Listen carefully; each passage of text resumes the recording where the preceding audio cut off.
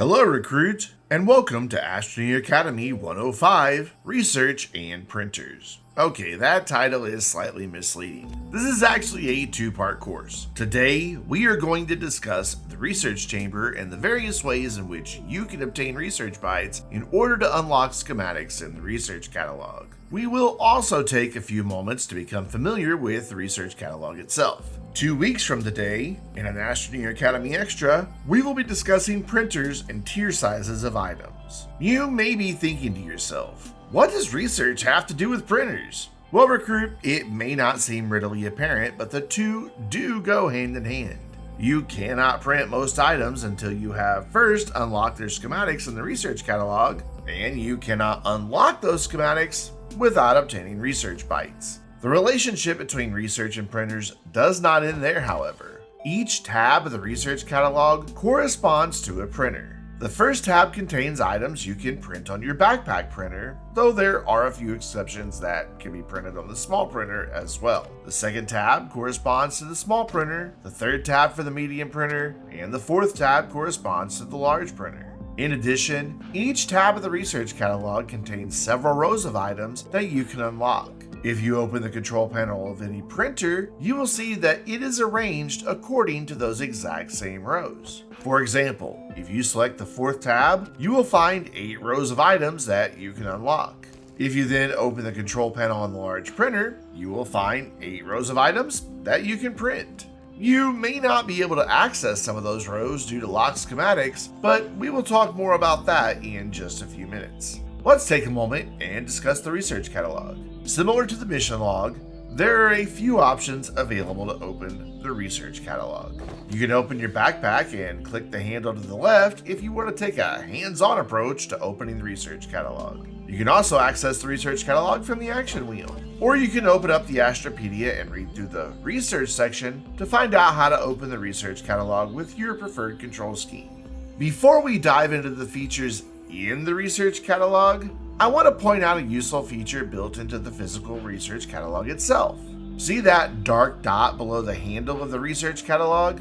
That is not a mere decorative flourish. It is actually an indicator light. When it is dark, that indicates that you do not have sufficient bytes to unlock the schematic that is currently selected in the research catalog. As your byte count increases, however, that light will illuminate bright green to indicate that you have gained enough bytes to unlock the selected schematic. Not many Astroneers ever notice this indicator light, but it is incredibly useful as it means you do not have to open your research catalog to find out if you have enough bytes to unlock a schematic. Just keep an eye out for the green light as you go about your adventure, and you will know when you have accumulated enough bytes. Inside of the research catalog, you have a few features to make note of. As we mentioned a moment ago, there are blue tabs near the top of the research catalog. Each of these tabs corresponds to the printer used to create each item. Simply click on one of the buttons to select them. At the very top of the research catalog display, you will find information about the rate at which you are currently gaining research bytes, along with your current research byte total. On the left side of the research catalog are several rows of items you can scroll through up and down. Each row contains items that you can scroll through left or right. Near the bottom are directional buttons that allow you to scroll through the items in the research catalog, though you don't have to use those buttons. You can instead consult the Astropedia's research section to learn how to navigate through the research catalog. At the bottom right is a big button under a translucent cover. If you have enough bytes to unlock the item selected in the research catalog, that button illuminates bright green and you can click it to confirm that you wish to unlock the selected item. If you have insufficient research bytes, or the item is already unlocked, that button will remain dimmed and you will not be able to activate it. Now that you understand how the research catalog functions, we can move on to today's missions. Up first, we are going to complete for science. This one is really straightforward. As the mission log says, you simply need to print a research chamber and use it. The research chamber is already unlocked in the research catalog, so you can print one on the medium printer with 2 compound and 1 resin. Once it is printed, you will need to unpack it. You also need to attach it to a large platform that contains a large Tier 3 attachment slot and connect that platform to your power network. When active, The research chamber consumes power at a rate of 2 units per second. You might have noticed that you completed For Science by simply unpacking the research chamber. Some missions are a bit odd like that. You might have assumed that using the research chamber would have meant using it to obtain research bytes. For reasons known only to exodynamics, use can also mean interact with it in some manner. You'll get used to it. You can now claim your rewards for completing For Science, which includes 2 beacons and 250 research bytes. Now, you are going to begin the next mission, Take a Byte, which requires you to obtain a total of 2,000 research bytes. There are a couple of different ways you can obtain these bytes, and that brings us to research items and research samples. Research items are medium-sized, Tier 2 objects that can only be used in a research chamber. The most abundant type, mineral research items, can be located on or near rock formations, and they typically resemble rocks or crystals. There are 41 different research items that can be located across the 5 planets and 2 moons. Organic research items are the third most abundant research item. They can be located on top of or under plants on every planet and moon. There are 20 different organic research items available to locate. Unknown research items are the second most common, and they can be found under some of the hazardous flora that we discussed in Astroneer Academy 102. There are 27 different types of unknown research items to locate. Technology research items are the most rare, with only 5 variations. These are typically located within exodynamic research aids, which we will talk about in a moment, and sometimes in or around debris. If you wish to learn more about every research item, then visit the official Astroneer wiki page for research items. There you find each research item listed along with a photo. The wiki also provides details such as where you can locate each research item, their total byte value, their time to research, and their average bytes per minute research rate. Each research item has a byte value, a research time, and a potentially variable bytes per minute research rate. This information is displayed on the research chamber control panel.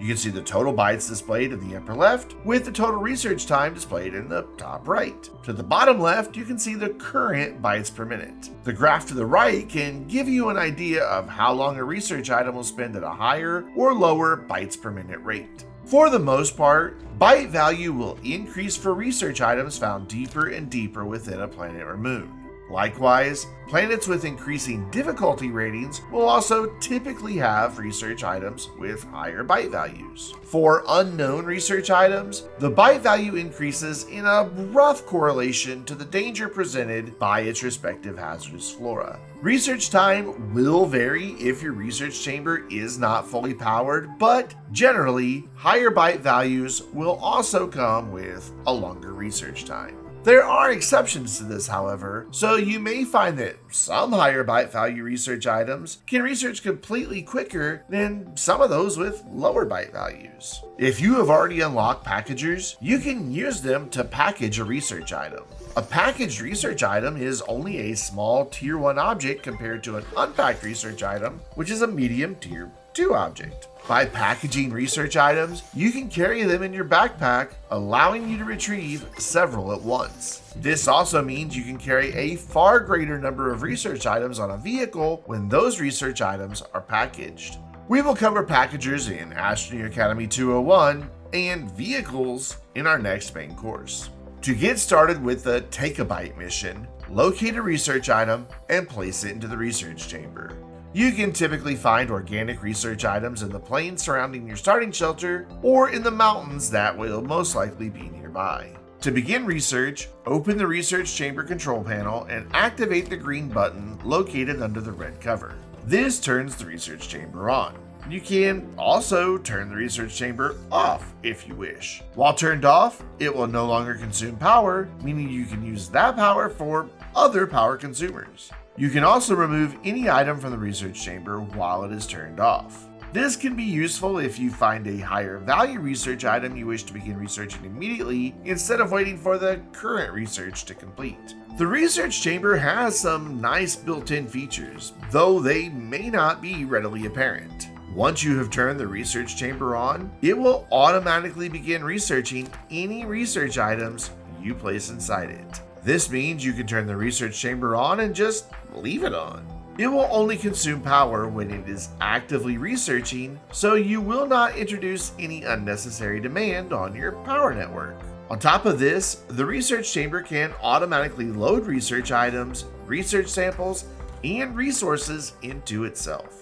To do so, those items simply need to be attached to the same platform that the research chamber is connected to.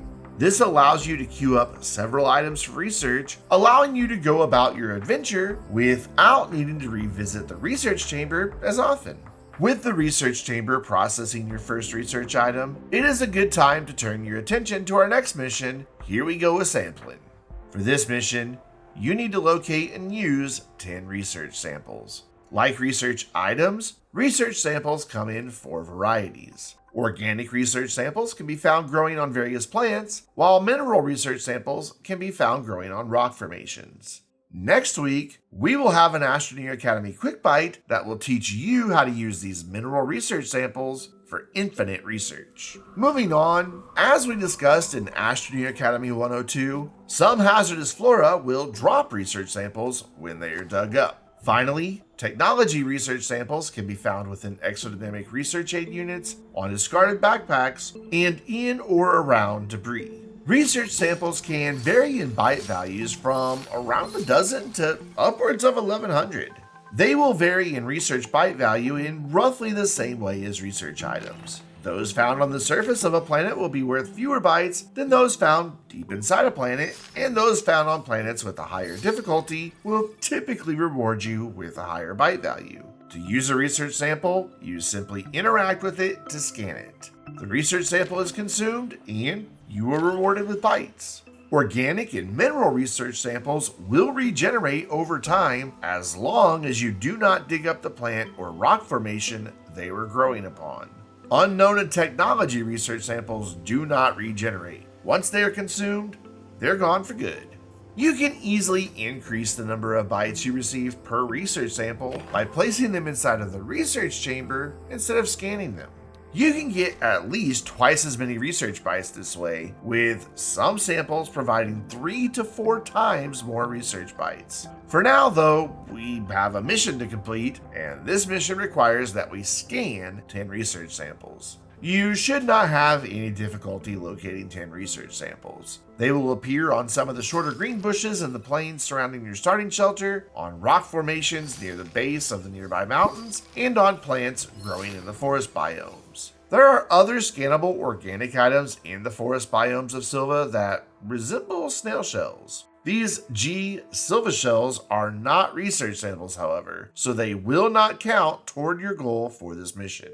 These shells will be discussed further in Astroneer Academy 204. You can also head back down the ramp you built in Astroneer Academy 103 and scan the abundant mineral research samples that grow on the rock formations. Once you have scanned all 10 research samples and completed the mission, head back to the mission log to claim your rewards, 3 packs of tethers. You can also check out the mission you just unlocked, Master of Unboxing. For this mission, you need to locate and open an EXO Research Aid Unit. Research Aid Units appear on the surface and caves of all planets and biomes and can be opened in one of 3 ways. A Research Aid Unit marked with a power symbol that also features a power cable plug and a power meter must be fully charged in order to open it. You will also encounter Research Aid Units that are marked with a power symbol and have a power cable plug, but do not have a power meter. For this type, you must supply power at or exceeding a specific rate.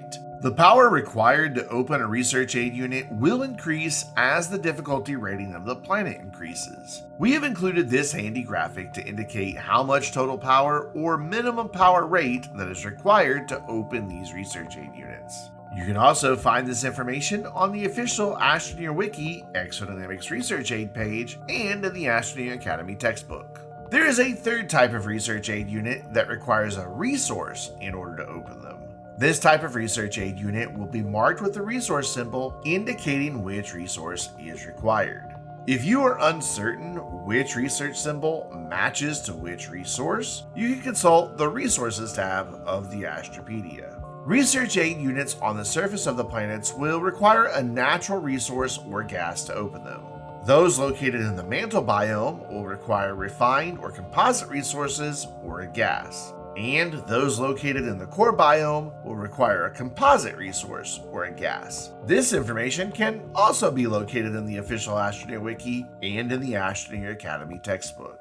Exodynamic research aid units can contain one of 3 rewards. 2 of these are quite common: technology research samples, and in the mantle biome and on the surface of more difficult planets, a technology research item. You may also encounter a 3rd type of research aid unit that displays the resource symbol for Astroneer. This type of research aid is rare, and instead of research objects, they will contain QTRTGs. There is one more feature of exodynamic research aid units that may not be readily apparent. The top of the capsule that comes off can be shredded in an extra large shredder for 3 scrap, or packaged and attached to an EXO request platform during certain limited time events. We will discuss scrap and limited time events in upcoming courses. For now, let's move our discussion back to our mission. To complete the Master of Unboxing mission, you can scout the area around and under your starting shelter for an exodynamic research aid unit. It may require a few packet tethers before you find one, but there is typically one or more somewhere fairly close by. Once you locate one, determine if it requires a resource or power. If it is a resource, it will require laterite, and if it is power, it will most likely be one that requires a charge. A small generator is more than capable of charging these resource aid units. Regardless of which type you encounter, supply what is required to open the research aid unit, then head back to your mission log to claim your rewards of an unlocked buggy schematic and a free buggy. We will learn more about the buggy along with other basic transportation in Astroneer Academy 106. As we discussed a moment ago, hazardous flora may drop research samples or reveal research items when dug up. Thanks to this pro tip from Raisins, we also know that many of the seeds dropped by these hazardous flora can be placed in the research chamber as well. While they typically do not yield a large number of bytes, seeds can come in handy if you're struggling to obtain research bytes. Mutant seeds are incompatible with the research chamber, however, so you will not be able to utilize those for research bytes. There is yet another way you can obtain research bytes with the research chamber beyond research items and samples. All resources have a research byte value, meaning you can turn any unneeded resources into bytes. Granted, resources do not provide a great deal of research bytes, but at least you have the opportunity to turn otherwise excess resources into something useful. If you are having difficulty finding research samples or items, you can always use your soil centrifuge to create natural resources, and you can refine those resources in the smelter to create refined resources that are worth even more bytes. Additionally, some items used in conjunction with limited time events can also be researched in the research chamber. And it was at this point we were going to discuss another pro tip on setting up an automated research farm. But to be honest, there are numerous ways you can set up automated research. Some require as little as 2 zinc, while others require numerous modules and a great deal of power. It seems that every Astroneer has their own take on how to set up automated research, or whether it is even worth doing so. But instead of offering one pro tip, we will explore several automated research setups in next week's Astroneer Academy Extra video. Before we wrap up today, we need to put some of what you have learned today to good use by completing the Take a Byte mission. Once you have accumulated 2,000 research bytes, open the mission log control panel and claim your reward of 500 research bytes. Now that you are familiar with the research catalog and the various ways to obtain research bytes, we can turn our attention to how to create all of the items that you have unlocked in the research catalog. Well, we could if we weren't already way over time in today's course. So we will save our discussion of printers and the tier sizes of items they create for an upcoming Astroneer Academy Extra course. Before that, we will discuss automated research in next week's Astroneer Academy Extra course. Next week will also feature an Astroneer Academy Quick Byte with a great strategy for obtaining unlimited research bytes without consuming any power. There will also be a second quick bite the following week, teaching you how to obtain several high-value research items in a short amount of time.